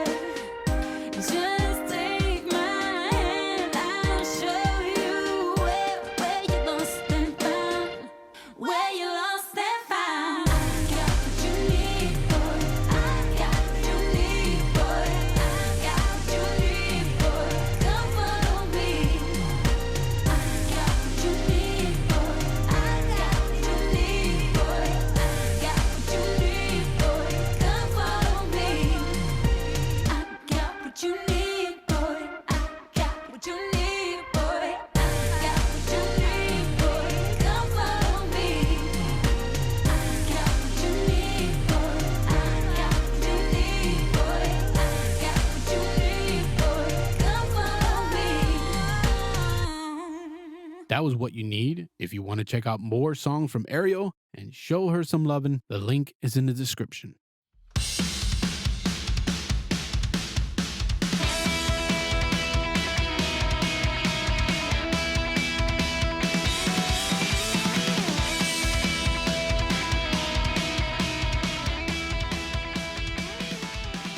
Shit's getting weird. But my life is getting even more routine. Monday, Tuesday, Wednesday, Thursday, Friday. Same, with more beer. Weekends? Did I seriously just watch all of that stupid shit? Fuck me. Repeat, then die. Every day, share an orgasm with that person that you love. It's the only thing that might keep us sane. After realizing this pattern, I've begun to ask myself, am I an NPC, a non-player character? I Google this shit and find out that many others are questioning the same thing. Internally, we might be thinking of some fucked up, unique, awesome thoughts, but the action is missing. Our responses are automatic, driven by our environments. Predictable. How's your day today? Good. What you doing? Binge watching Netflix? Yes, I love Post Malone. He's so original. Not like those other radio stars. Well, those canned responses definitely suck. Worse than watching paint dry. Stinkier than an old turd vomit-filled EDC porta potty in some sweaty Florida climate heat. So I'm asking, am I an NPC? Are you an NPC? Who the hell is doing anything that's unpredictable these days? Seriously, are you surprising yourself? Or does your best friend know exactly what you're doing? Your best friend being your fucking dog. I almost feel like Elon Musk is the only person with anything going on. But maybe that's because he has everything going on. So suck it, Jeff Bezos. You're getting beat out by a South African American. Now, back to the point. Why do we feel this way? I mean, why do I feel this way? I'm speaking on behalf of all of us. I'm trying to solve my own damn problems. Could it be that we're so busy trying to follow all of the rules that we have limited ourselves from any sort of unique opinion? Are we afraid of getting in trouble? Hell no. I hope that was your answer. Are we too exhausted to care? That's probably the truth. We choose a few things to identify with and feel obligated to keep this identity going for the rest of our lives. Can't possibly change now. It's too late. Besides, I got a degree. I'm married. That wench. I just bought a house. All these excuses are shit, and they've put my life in stasis. Well, hot damn, that's some scary ass shit. Might as well kill myself now so I can add to the suicide statistics. It'll probably end up getting counted as COVID anyways. Alright, enough being a depressed motherfucker. Following the pre-programmed rules. Doing all these things that people expect of you because you've been doing them for way too long and you haven't said no yet. Or you say no, but they know when you're gonna say no. And when you say they, who is they? Those damn voices inside your head. They know what you're doing. But how can we defeat this mentality and take ownership of our lives? Become a main character in the story of our life. Not letting, all those crazy people that you know that you're jealous of be the main center of your life. No, you are your star. First things first. Stop being a spy.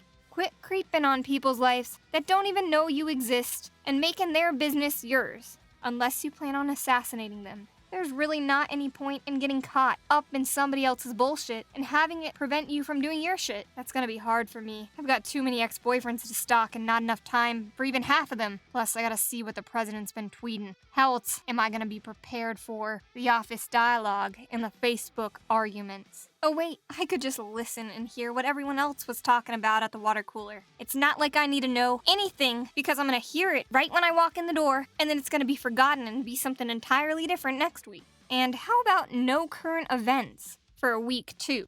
That shit rots your brain. No news, social media, politics, or what groups did bad things. I said a week, but that's probably setting the bar a little too high. Aim for a day, and then make an excuse that doesn't count, since it was on your homepage and you've got no self-control. So I've got, an easy solution. I have a good tendency of leaving my phone at home, and I've got an office phone. So, if I'm really needed, the people that really need to tell me something have that office phone number. If they have to, they will call it. They will page my boss. My boss might fire me, but the important message got out. All right, 2, we're gonna do something that the people with the power in our lives don't want us to do. We're gonna be subversive. I'm gonna tell the mailman to take all of that spam back. Return it to sender. I don't want to see any more campaign ads. I don't want to see a donation request for some, lion-ass charity that sends me a bag and tells me to put some shit in it outside my door. I'm gonna mark it with a return to sender, and I'm gonna send it back. I actually did this a few years ago. I kept shoving it back in the mailbox, return to sender stamp on the spam, putting that red flag back up. My mailman would put it back down and wouldn't take the mail. We had a little fight off with it, and then eventually the mailman took the spam. I don't know why I quit, but what are you gonna do, you know? You can do something different. Just surprise somebody. Somebody that's exerting some kind of power in your life. Slap that nun's fist back. Don't let people run your life. Surprise them. Try to use that expired coupon at a completely different place and see what they say. Maybe they'll honor it. That used to be a thing. What are you gonna do? Who is in power of your life, and how are you gonna piss them off? Because they need to know that you ain't no chicken shit. 3, you're gonna find somebody that you think sucks, thinks completely different thoughts than you, or a group of people that you got in your mind. You're gonna try to see things from their perspective instead of seeing them as the Antichrist. Come up with an actual point of agreement, and prove to yourself that they aren't crazy for thinking differently than you. You probably agree that there are the same problems. You just have different solutions for the problems. I'm in the desert, out of water, and James Franco wants me to drink my own piss. I decide to take my chances and wait for rain. I only drink warm piss on OnlyFans, okay? So sorry, James Franco, but yeah. We both know that it's not good to be dehydrated in the desert. Ain't crazy. He's a survivor. I would die. Unless it rained. That'd be a miracle. Alright, the 4th thing that we're gonna do to not be an NPC, or at least as much of one, is we're gonna make ourselves uncomfortable by choice. Do not let another fucker put you in that spot. You gotta do it first, so you're prepared when someone else does it to you. Or if you see something, you take that power away. Somebody tries to get up on you and do something nasty, you act like you're into it, you know? You could just take a cold shower, you know? You could sleep on the floor, you can fart in public, shit outside, hug a hobo. Just don't forget to put a clothespin on your shoulder to poke them if they poke you back. Yeah, had my share of hobo romances. Not very beautiful, but definitely spicy. 5, if someone asks you for your opinion, either give it to them or tell them you don't want to hear the truth, because it ain't nice. Don't just say something to appease someone. Buttering someone else's bread is a problem, because you are not their personal chef. We've created a world full of pansies, and these pansies are the same people that don't even know how to change their spare tire. Now we're obligated to help them because we created them. Go practice changing your tires if you don't know. Hey Greenpeace, this includes your bike tires. We can't always be asking for people to solve all of our problems. And we can't I'm going on a tangent here, but basically, you have to be honest with people because it's really deceitful when you're not. Fuck, that was stupid. I'm not talking about being mean to people. I'm talking about having an actual honest dialogue where you're developing a trusting relationship that they know that you're not just another sucker sucking on their tits. Number 6. Whew. Similar. You're gonna tip somebody that gets tipped what they deserve to be tipped. You know the difference between a $10 tip, a $5 tip, and a $0 tip. And you know some people don't deserve shit. Everyone's worked with that asshole that needs a new career. And don't even get going about their bad day. If they only had one bad day, then they only get one bad day of tips. It's not that big of a deal. That's part of doing customer service. If you want to be an asshole, maybe you should become a cop. Because that's an easy job to be an asshole. Because you can really be like, I had 10 assholes before you. Because you expect cops are pretty much dealing with assholes. 7. Leave that boring ass party or movie as soon as you aren't feeling it. This place sucks. I don't even know if I'm coming back. I mean, I feel out of place. No matter if you stay or go. Either way, you'll be out of the cost of admission. But do you really want to lose another hour of your time? Only if you're a quitter. Am I right? 8. 8 is my favorite number. Please support independent businesses instead of those chains that you can find pretty much everywhere. How else do you change what mainstream is without giving the little guys a chance? And not every little guy wants to make it big. Most just want to keep it cool and local, and there ain't nothing wrong with that. That's where you can find the real flavor, because everything else is just mass-produced. And that applies to music. Listen to people that don't get put on corporate radio. Even that weird alternative Sirius XM shit, that's still a bunch of hootenanny. It's all the same shit. It's like what's about to get put on top 40 before it gets put on top 40, but they already had it in the basket. I'm talking about go to the bar, find that cool band, and you can say, damn, I didn't know my neighbors were that fucking talented. And stop buying the same EA Sports shit every year. You're better than that. Seriously, it's like the same fucking game every fucking year. Maybe a couple new players. What the hell are you wasting your money on? Buy an independent game. Try something new. Be a part of the change. Make something a part of the change. Do not freaking go with mainstream because that's like the whole world now. Especially after this corona shit, a lot of little guys shut down. Gross. Alright, this was a lot of shit for me and you to try to do, so we can take an active approach in our lives. Future segments, I'm gonna come over and say some specific rules that we're expected to obey that are dumb, and if it applies to you, you gotta break that rule if you agree with me. If you don't, and you think it's genuinely a good rule, that's fine.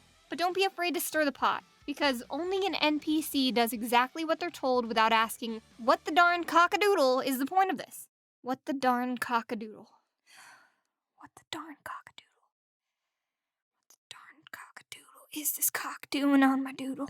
Tired of church? Fed up with Buddhism? More confused than ever by Confucianism? Your moss getting mouldy? Then you need Colts R Us. Yes, at Colts R Us, we're having a mad sale, and all religions must go. At Colts R Us, we have every kind of religion, from crucifixion to baptism. We've got time-tested old religions, new age religions, virgin sacrifice religions, end times religions, religions with any number of wives, and weird ones with wacky aliens, and far out ones where you get to be the Pope.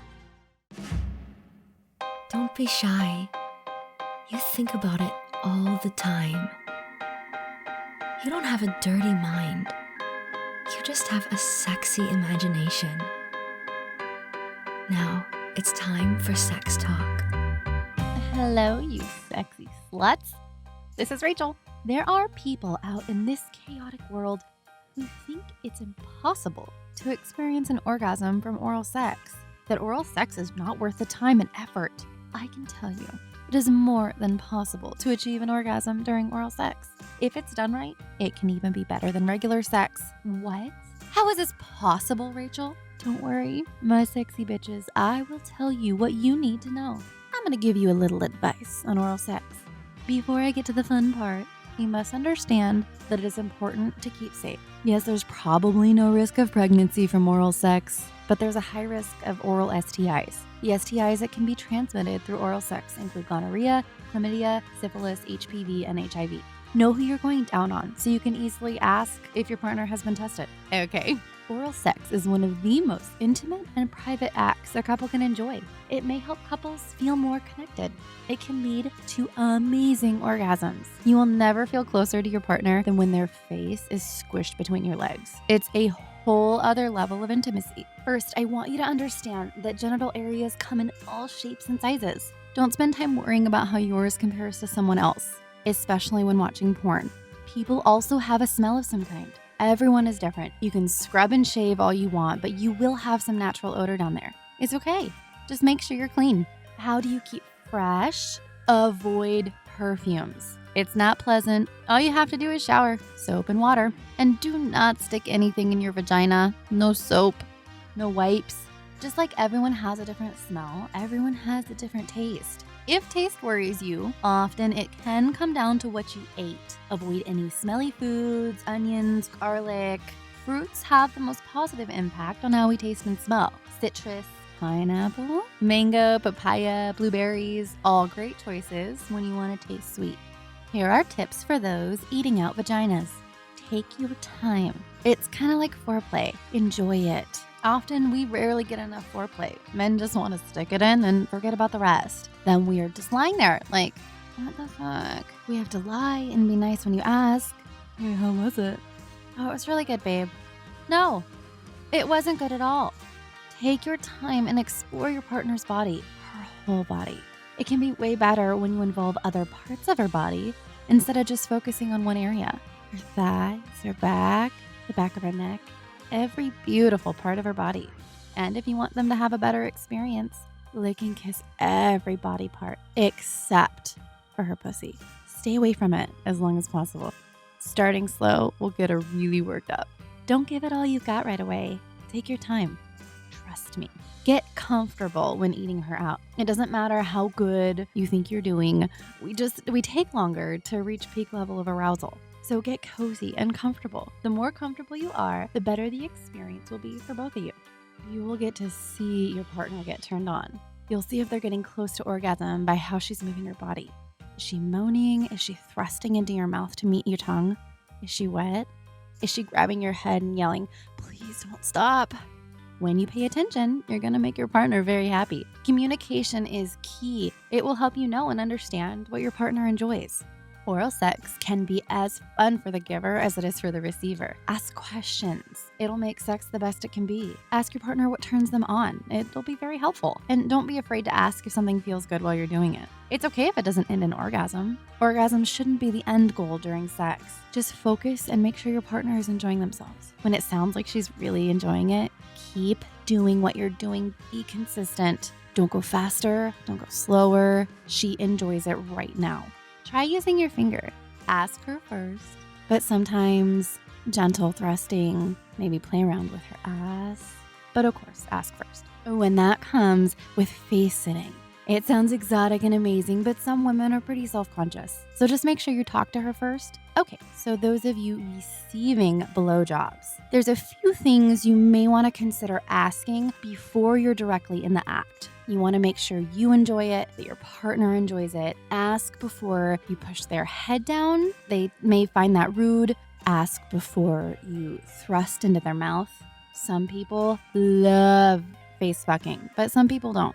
Ask before coming on their face.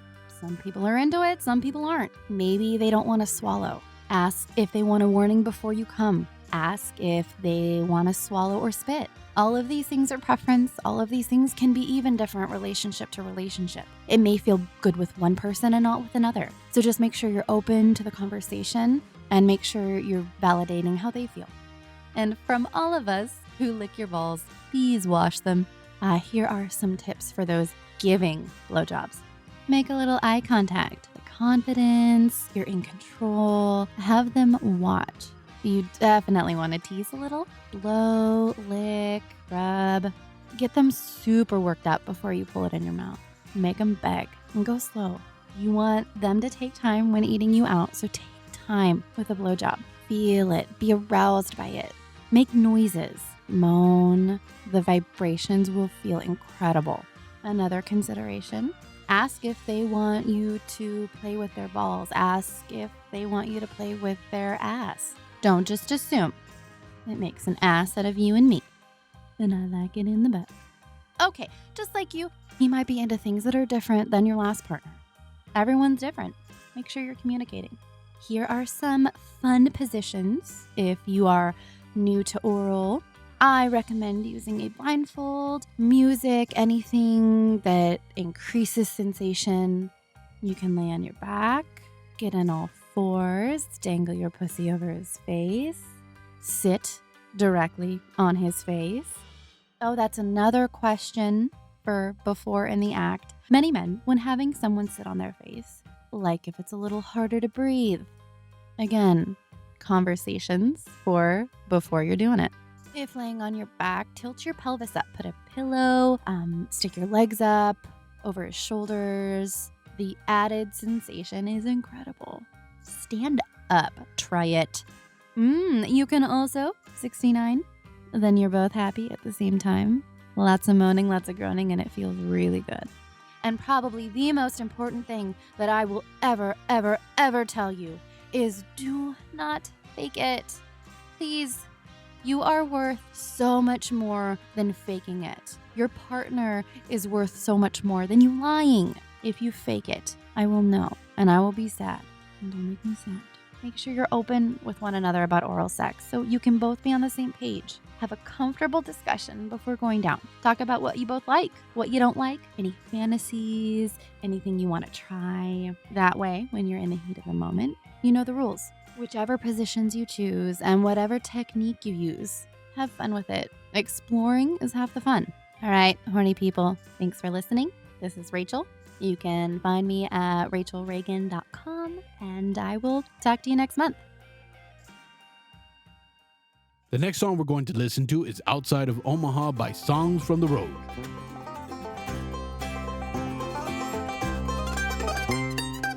Outside of Omaha, White River, mind.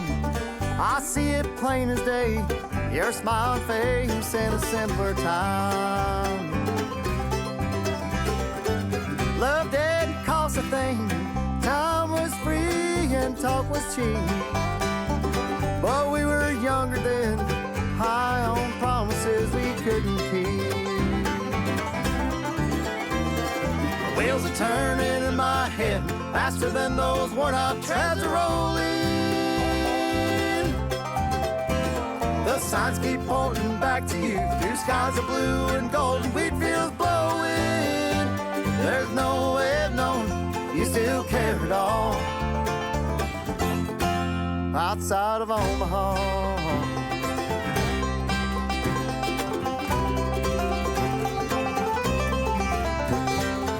outside of Omaha, I'm still wondering why I said goodbye. Girl, I don't recall what it was that I thought I'd find. As the miles roll by, I practice all the ways I'll try to say that I still love you. I just hope and pray it's not too late. The wheels are turning in my head, faster than those worn-out treads are rolling. The signs keep pointing back to you, through skies of blue and gold and wheat fields blowing. There's no way of knowing you still care at all. Outside of Omaha,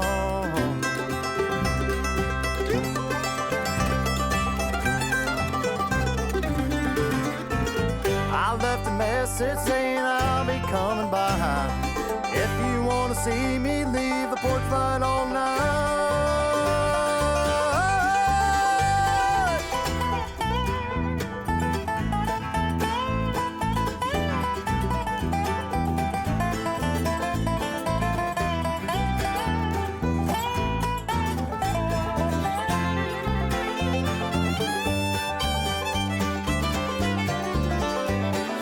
Wheels are turning in my head, faster than those worn-out treads are rolling.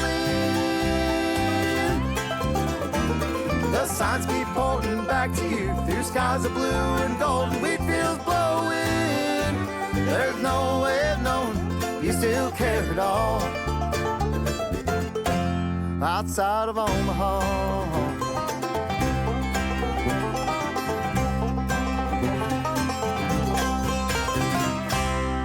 that was Outside of Omaha. If you want to check out more songs from them and want to show some support, the link is in the description.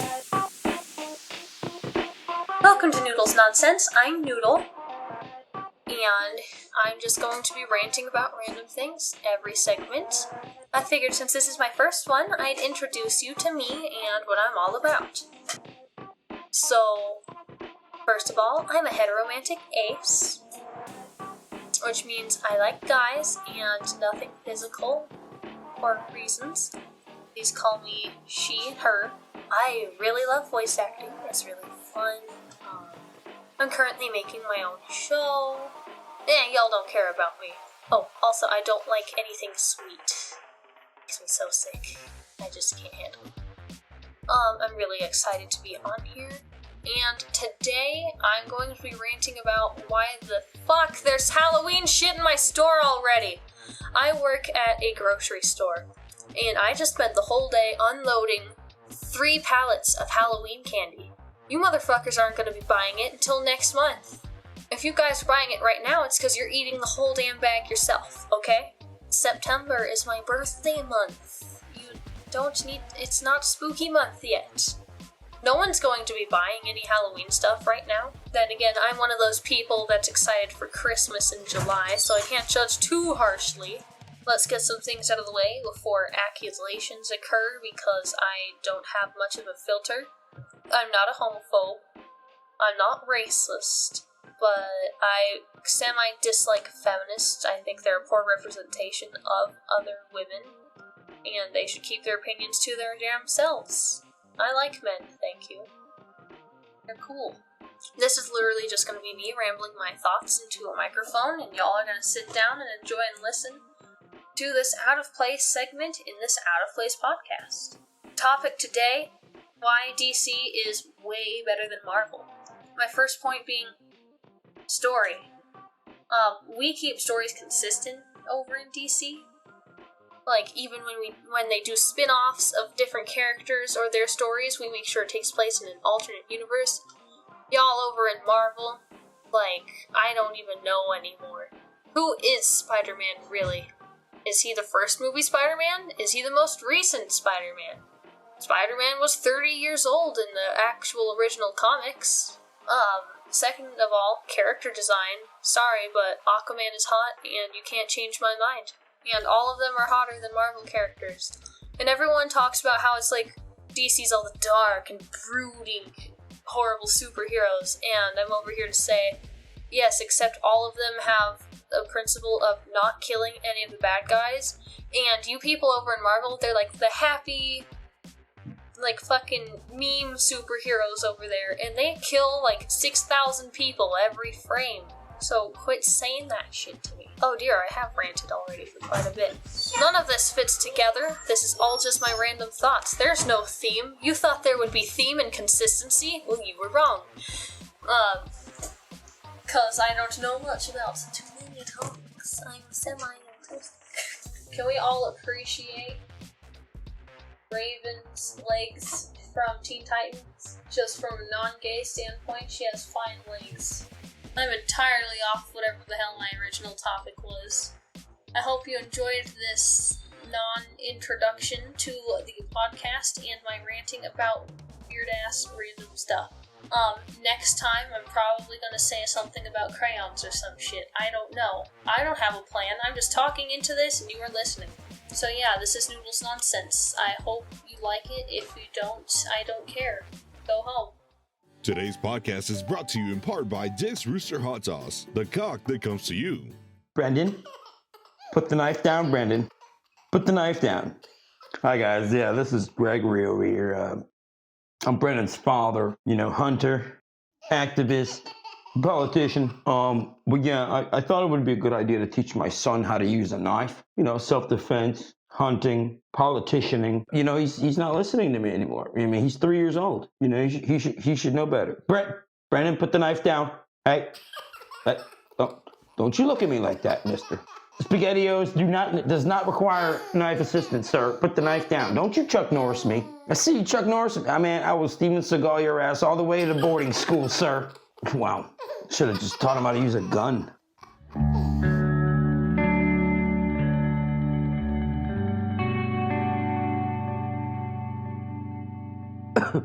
Whoa, man, welcome to the segment. Man, this is Smokes with the Tribe. Oh, sorry. Oh, don't worry.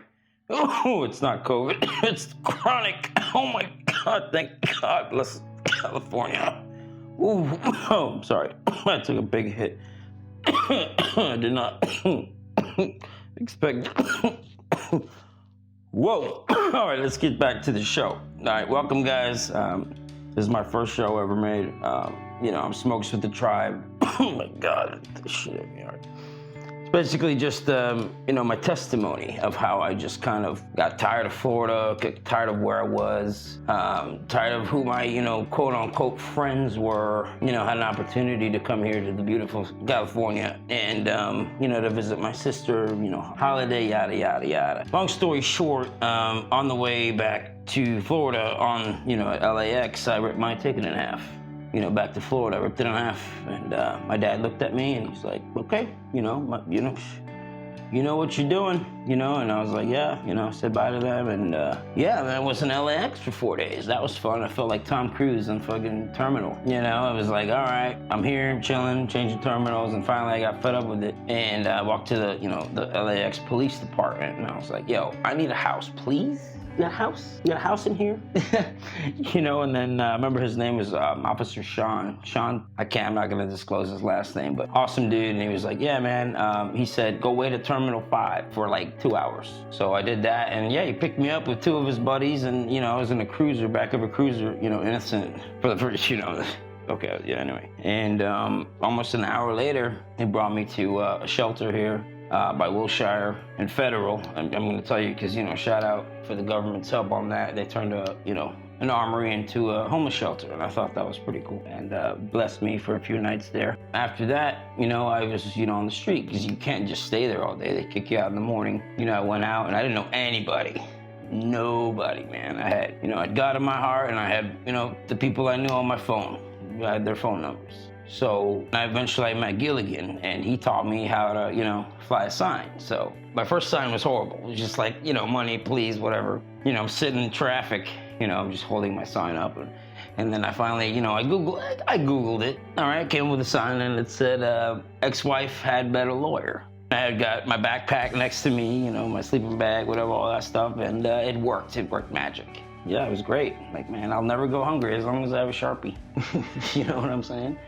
And I just learned so much. Like, man, I know I'm babbling a little bit, but long story short, I'm Wayne Grant. I'm South African.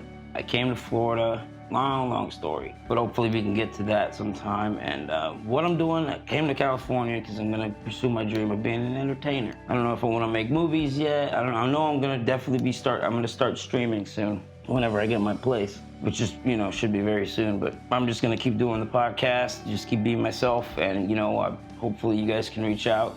I've been through some shit. You guys need someone, you feel me? Like, I've been there, But yeah, that's about it, man. And my testimony is basically this. I was on the street. I got my stimulus money. I bought an electric bicycle. I got a job delivering some food, and I'm moving up the chain. So keep in touch with Smokes with Your Tribe, man. It's just an introduction. Hopefully you guys, it's heartfelt. So, all right, well, yeah. Smokes with the Tribe out. You guys have a good evening. All right, yeah. And a big shout out to my brother-in-law, Stephen Daniel, for, just doing what he's doing. He's a great guy. He really is a great fucking guy, all-around great fucking guy, like it says in the intro. And I can vouch for that. All right, Smokes out. The last song we're going to hear is I Cry by 13.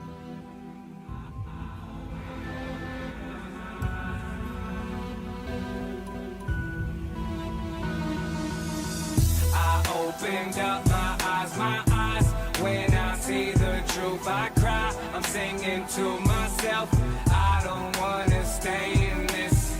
I opened up my eyes, when I see the truth I cry, I'm singing to myself, why is this the way that we live? Born in the boondocks, raised in the ghetto, was raised with that hip-hop, mixing with heavy metal. Walking with a boombox, banging Pantera. I'm already confused, I'm thinking it's just the booze. Remember me, cause I solely remember you. All my pain and my struggles is cause of you. I hope you're listening to this. I got so many problems, yo, what's good with this coincidence? I got some just an incident, a profit for imprisonment. Minority, signing up in the army just to get away from the problems you gave me, yeah, you sorry. You tried to brainwash me with Atari, and I'm pleasant police. Look at you got me angry, now you starting us some beef. Notice I was never arrested outside of Mount Pleasant until these motherfuckers had me arrested. And if you forgot about me, let me take your mind and refresh it. You're the one that fucked up my adolescence, God. I opened up my eyes, when I see the truth I cry, I'm singing to myself, I don't wanna stay in this. I opened up my eyes, when I see the truth I cry, I'm singing to myself, why is this the way that we live? Said I'm depressed, I remember my whole adolescence. The only way to let it off my chest is by a message. People wonder why I'm psychotic. Once it happens, and no matter what I do, I put it all up in the cabin. Everybody's like, what the fuck with his rapping? Why he keep rapping this shit? I don't want you to feel my pain, I want you to feel them bricks. I be snapping like every 10 minutes, I guarantee you what I'm rapping ain't no fucking gimmick, nah. Son, I'm fucking heated, I'm feeling bad when I'm dreaming. I was hurt when I heard I lost Steven. Uncle, you got me through college, and I thank you forever. If it wasn't for you, if it wasn't for my aunt, if it wasn't for my grandmother, moms would stand. If it wasn't for my grandmother being on my ass, Mama, I love you. Thank you for giving breath to me. Man, I give my life to God. Ain't no even worry me. 13. I opened up my eyes. When I see the truth, I cry. I'm singing to myself. I don't wanna stay in this. I opened up my eyes. When I see the truth, I cry. I'm singing to myself. Why is this the way that we live? I'm thinking like it's nothing, but I'm thinking like it's something. Vocab got me drunk. Listen up, you little punk. So sick with the bitches, so we're intelligence, and it's irrelevant. Minority veteran, a fucked up American. I wish you had a million wishes, wish you had 1,000 kisses, wish you had a couple kids, wish you had a little missus. Said a lot of things up in my life I really regret. I wish I could reverse the time and take everything back. I opened up my eyes. When I see the truth, I cry. I'm singing to myself. I don't wanna stay in this. I opened up my eyes. When I see the truth, I cry. I'm singing to myself. Why is this the way that we live? That was 13's I Cry. If you want to hear more songs from 13, follow the link in the description. Ladies, gentlemen, and mindless robots, it is the last segment of the show, which means it is time for the fun pick. Let's go right into it. Universal Studios. Epic Universe is going to be their latest park, and I am super excited for it. It looks like it's going to be a lot of fun. I'm especially excited for the classic monsters and the Super Mario Land, and also the Fantastic Beasts, but I'm excited for everything. So let's get started with Universal Studios. I'm going to be talking about Orlando. Hollywood is very similar. I wouldn't change anything. Well, maybe make the backlot tour a little bit better. It is great to go through the backlot, but through the outdoor sets and shit. But at the thrill parts, with the King Kong and all this shit, it's kind of boring. Sorry, especially the Jaws part. Everything I'm about to say is fucking crazy and would never ever happen because it would cost millions of dollars to do. Like I said with Six Flags. Because what sucks about Universal is that they don't own most of their IPs in their parks. Disney owns Marvel and The Simpsons, so my suggestions requires them to tear all that shit down and build something new with IPs they have the rights to. So let's start with Shrek 4D. Boring as shit. Not worth it. The Alfred Hitchcock attraction they had in that spot was way better. I recommend turning it into Sing. Sing 2 is going to be releasing soon, and I would still keep it 4D. The audience would be invited to see the characters put on the greatest show ever and encourage them to sing along. I love the movie just like the Trolls movie because it's fun to sing along to songs I know. Let's move on to the Barney show, but still do something educational. Earlier this year, they released Doolittle, and if you haven't seen the Barney show, the stage is at the center while the audience sits around the stage. If Universal Studios figure out a way to do amazing, projections or just use awesome animatronics and cages, I think it would be extremely fun to watch Doolittle, obviously an actor, talk to the animals. And in the middle of the show, Doolittle finds a way to give people the ability to hear what the animals are saying. I think it would be funny. Next, I would take out E.T. I know. Universal had disappointed me a few times already, taking out the rides. I liked Jaws, which, I kind of like, but they turned that into Diagon Alley. King Kong, that turned into the Mummy ride. Back to the Future, that is now the Simpsons ride. Ghostbusters, that turned into Twister. And then now it's a Jimmy Fallon ride. Terminator show, that is now going to be a Bourne Identity show. So I say take E.T. away and turn it into a Trolls World Tour ride. Instead of walking through the forest that you're doing right now in the E.T. ride, you're going through the Pop Troll world. Then when you get on the ride, it takes you to all the other music worlds that you see in the Trolls 2 movie. It'll be colorful and fun. I will leave everything else in the park the same. Well, Factor shit is dumb. I don't know if it's closed, but because of COVID or something, I don't know what's going on with it. It was just boring. You know what? I actually think that if they made something that competes with Disney's Soarin', because I don't think I said this when I talked about Disney. I wanted to, but I forgot. The Soarin' can be so much better if that you were able to, instead of flying through real worlds, real cities and countries, that if you went through Disney worlds that take place in real life places. You're flying through Paris anyways in the real one, so might as well make it where you see Ratatouille and all the other movies that take place in Paris. Anyways, if you don't know what Soarin' is, look it up. It is a simulation that feels like you're gliding through the air. With the wind and the scents, your feet are hanging, and there's a huge screen. It feels like you really are flying. I remember when my oldest rode it for the first time, he turns to me while we were going over the Eiffel Tower, and he yells, "Dad, is this real life?" That's how real it feels. Anyways, imagine if Universal Studios did the same, and you were able to go through worlds of classical Universal movies like Jaws, Psycho, Apollo 13, The Blues Brothers, The Flintstones, The Birds. There's so much more, and I can't think of it, but oh my goodness, it would be so much fun just to fly through that. I mean, a lot of their Universal rides are all simulations, so why not? Let's move on to Islands of Adventure. I would change all of Marvel Island and turn it into DreamWorks Island. First ride you see is the Hulk. I would turn that into a How You Train Your Dragon ride. The Stormforce ride, I would make that where it's the smaller dragons. The Doctor Doom's Fearfall, I would theme it out with something with Kung Fu Panda. Spider-Man ride, I would change it into something with Shrek. I would turn Toon Lagoon into Illumination Island. The Popeyes ride can be turned into something with the Despicable Me franchise. Like the raft can go through the Super Silly Funland from the first movie with statues of all kinds of minions all around. The Dudley Do Rides Ripsaw Falls theming is a bit boring. I mean, I like to drop, but I would turn that into a Madagascar ride, taking you through the story and ending with the circus song. As you drop, it can be colorful and visually stunning. Actually, I would focus on the whole circus thing from the third movie. That scene when they were performing with the fireworks song was amazing. I like to Move It remake song with Marty and the circus song. It's funny. Circus, Afro, circus, Afro, circus, Afro, I like to move it, move it. I like to move it, move it. I like to move it, move it. You like to move it. Anyways, that's it for my ideas for Universal Studios. I know that it was a short one this episode. I did have fun talking theme park stuff for the past 3 episodes now. As I said earlier in the episode, the next 3 episodes are going to be fun and different, because I love the holidays. I am also going to be changing the way I do the fun topic. I don't know what I'm going to do yet. I kind of know, but I want to keep it a surprise, but you will more than likely see something new in January. So, let's wrap up the show. Before I end this episode, I want you lovely listeners to follow the Psychedelic Podcast by Tina Marie Trimper. It is one of my latest and favorite podcasts right now. They engage in topics on the human psyche. Every episode feels different. It's so interesting. All the episodes I have listened to so far has kept me glued to the conversation. The Spotify link is in the description. Hopefully you enjoy it as much as I do.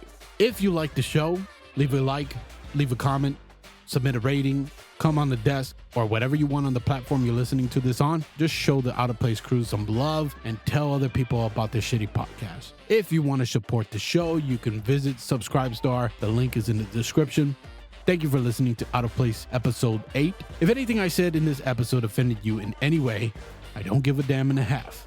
Cry to your mom, cry to Karen, cry to your mayor, cry to your neighbor, or anybody that will listen to a sensitive snowflake.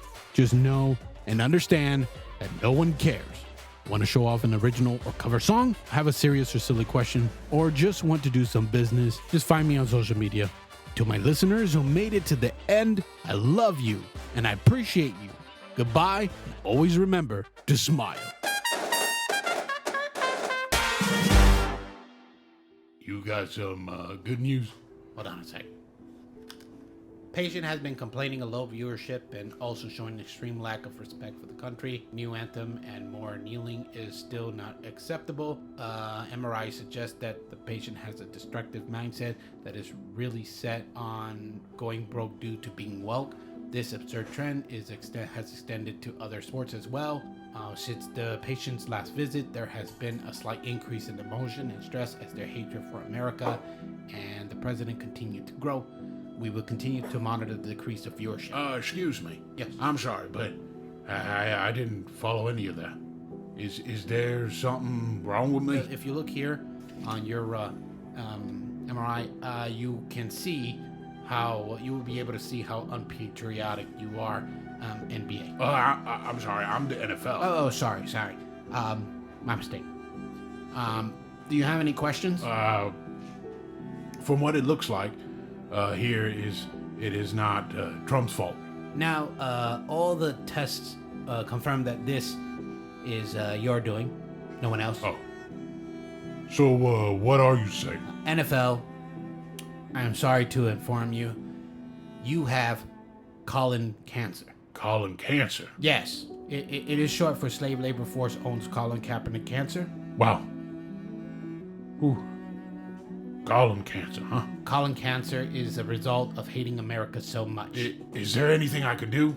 Unless you stop being political It is only going to get worse. Huh, wow. I just never thought that this would happen. We were always great. Americans always loved us. It is what happens when you go woke. You go broke. We're lucky we caught the Colin Cancer before it gets worse. It is possible to be rid of it. But as I said, it requires you to act like an American and not a pussy. Do you think I'm going to be okay? I have seen pussies mature. I have. I believe you can get better and gain all your viewership back. And it will take time for Americans to forgive and trust you again. Okay, I get it. Thank you, Doctor. If you need someone to talk to, we have an excellent staff of Marines and patriotic psychologists here in the hospital. They specialize in cases like this. So, these sort of matters. They'll help you. They'll be able to help you out. Really? All right. Well, again, thank you, Doctor. I wish you the best of luck.